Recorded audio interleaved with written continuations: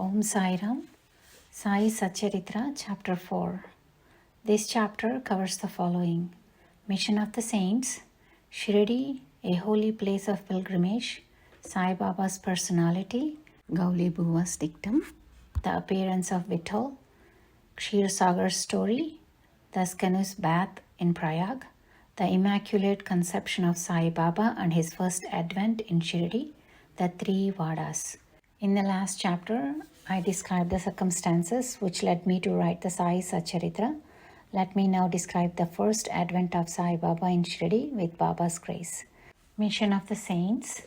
Lord Krishna says in the Bhagavad Gita, chapter 4, verses 7 and 8, whenever there is a decay of dharma, that is righteousness, and an ascendancy of unrighteousness, I manifest myself for the protection of virtues, the destruction of the vicious, and for the establishment of righteousness. I thus manifest myself age after age. This is the mission of God and saints. Saints are his representatives and appear here at appropriate times and help in their own way to fulfill that mission. For instance, when spiritual preceptors are humiliated, when nobody cares for religious instructions, when everybody thinks himself very learned, and when people begin to partake of forbidden food and intoxicating drinks, when under the cloak of religion people indulge in malpractices, when people belonging to different sects fight amongst themselves, the orthodox forget their religious practices, when yogis neglect their meditation, when people begin to think that wealth, progeny, and wife are their sole concern and thus turn away from the true path of salvation, then saints appear and try to set matters right by their words and actions. They serve us as a beacon lights and show us the right path for us to follow. In this way, many saints, Nivritti, Jnanadev, Muktabai, Namdev, Gora, Gonai, Eknath, Tukaram, Narahari, Narsibhai, Sajan Kasai, Savata, Ramadas, and various others appeared at various times to show people the right path. And Sai Baba also arrived on earth with the same mission. Shirdi, a holy place of pilgrimage. The banks of Godavari River in the Ahmednagar district are very fortunate, for they gave birth and refuge to many a saint, the most prominent amongst them being Jnaneshwar. Shirdi also falls in the Ahmednagar district. It is after crossing the Godavari River at Kopargaon that one reaches Shirdi. When you travel another 9 miles, you come to Ningaon, from where Shirdi is visible. Shirdi is as famous as other holy places like Gangapur, Narsinwadi, and Adambar on the banks of Krishna River. Just as the devotee Damaji flourished in and blessed Mangalveda near Pandarpur, as Samarth Ramdas blessed Sajjangad, and just as Sri Narasimha Saraswati elevated Saraswati Wadi, Sainath flourished at Shirdi and blessed it. Sai Baba's personality. It is on account of Sai Baba that Shirdi grew into importance. Let us see what sort of personage Sai Baba was. He had conquered this samsara, that is worldly existence, which is very difficult to cross. Peace or mental calm was his ornament, and he was the repository of wisdom. He was the home of Vaishnava devotees and was very liberal, like Karna. He had no love for perishable things and was always engrossed in self-realization, which was his sole concern. He felt no pleasure in the things of this world or of the world beyond. His heart was as clear as a clean mirror, and his speech always rained nectar. The rich or poor were the same to him. He did not know or care about honor or dishonor. He was the Lord of all beings. He spoke freely, interacted with everyone, saw the acting and dances of Nautch girls, and listened to ghazal songs, yet he did not swerve an inch from samadhi, that is, mental equilibrium. The name of Allah was always on his lips, and while the world awoke, he slept, and while the world slept, he was vigilant. His inside was as calm as the deep sea. His ashram could not be determined, and nor could his actions be determined with certainty. And though he lived in one place, he knew all the transactions that took place in the world. His darbar, that is royal court, was imposing. He told hundreds of stories daily, and yet he did not break his vow of silence. He always leaned against the wall in the masjid and walked in the morning, noon, and evening towards the Lendi and Chavidi. He abided in the self at all times.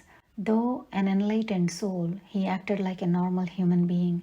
He was meek, humble, and pleased everyone. Such was Sai Baba, and as the soil of Shirdi was trodden by Sai Baba's feet, it attained extraordinary importance. Just as Jnaneswar had elevated Alandi and Eknath elevated Paitan, Sai Baba elevated Shirdi. Blessed are the grass and stones of Shirdi, for they could easily kiss the holy feet of Sai Baba and receive the dust from his feet on their heads. Shirdi became for us devotees another Pandharpur, Jagannath, Dwaraka, Banaras, that is Kashi, Rameshwar, Badri Kedar, Nashik, Trimbakeshwar, Ujjain, and Mahabaleshwar, Gokarn. Contact with Sai Baba in Shirdi was like our Veda and Tantra, as it calmed our consciousness of the world and rendered self-realization easy. The darshana of Sri Sai was our yoga sadhana, and speaking to him destroyed our sins. Shampooing his legs was our bath in the Triveni Prayag, and drinking the holy water from his feet destroyed our desires. To us, his commands were Vedas, and accepting his Udi, that is sacred ashes, and Prasad was purifying. He was our Sri Krishna and Sri Rama, who gave us solace, and he was our Parabrahma, that is absolute reality. He was beyond the pair of dvandvas, that is opposites, never dejected or elated. He was always engrossed in his self as existence, knowledge, and bliss. Shirdi was his center, but his field of action extended far and wide to Punjab, Calcutta, North India, Gujarat, Dhaka, now in Bangladesh, and Konkan. Thus, Sai Baba's fame spread far and wide, and people from all parts of the world came to receive his darshana. Through mere darshan, people's minds, whether pure or impure, would become at once quiet. They got here the same sort of unparalleled joy that devotees get at Pandharpur upon seeing Vittal Rakhumai. This is not an exaggeration. Consider what a devotee said in this regard. Gauli Buva's dictum. An old devotee named Gauli Buva, who was about 95 years old at the time, was a devotee of Pandharpur Maharaj. He spent 8 months every year at Pandharpur and 4 months, July to November, on the banks of the Ganges. He had a mule to carry his luggage and a disciple as his companion. Every year he made his pilgrimage to Pandharpur and came to Shirdi to see Sai Baba, whom he loved greatly. He used to stare at Baba and say, "This is Pandarnath Vittal incarnate, the merciful Lord of the poor and helpless." Gauli Buva was a devotee of Vithoba and had made many trips to Pandharpur and testified that Sai Baba was indeed Pandarnath incarnate. Vittal himself appears. Sai Baba was very fond of remembering and singing God's name. He always said the words, Allah Malik, God is our soul master, and in his presence made others sing God's name continuously, day and night for 7 days. This is called Nam Saptaha. Once he asked Kaka Sahib Dikshit to perform the Nam Saptaha. Kaka Sahib replied that he would do it, provided he was assured that Vittal would appear at the end of the 7th day. Baba, placing his hand on Kaka Sahib's chest, assured him that Vittal would certainly appear, but that the devotee must be earnest and devout. He then said, "The Dankapuri Thakur of Thakurnath and Pandari of Vittal, the Dwaraka of Ranchod, that is Krishna, is here in Shirdi. One need not go far to see Dwaraka. Will Vittal come here from some other place? He is here. Only when the devotee is bursting with love and devotion will Vittal manifest himself here in Shirdi." After the Saptaha was over, Vittal manifested himself in the following manner. Kaka Sahib Dikshit was meditating after his bath and saw Vittal in a vision. When he went at noon to receive Baba's darshana, Baba asked him, "Did Vittal Patil come? Did you see him? He is a very truant fellow. Catch him firmly, otherwise he will escape." This happened in the morning, and at noon there was another Vittal darshana. A hawker came there to sell pictures of Vithoba. This picture exactly matched the figure that appeared in Kaka Sahib's vision. On seeing this and remembering Baba's words, Kaka Sahib Dikshit was quite surprised and delighted. He bought a picture of Vithoba and placed it in his shrine for worship. Bhagwant Rao Ksheersagar's story.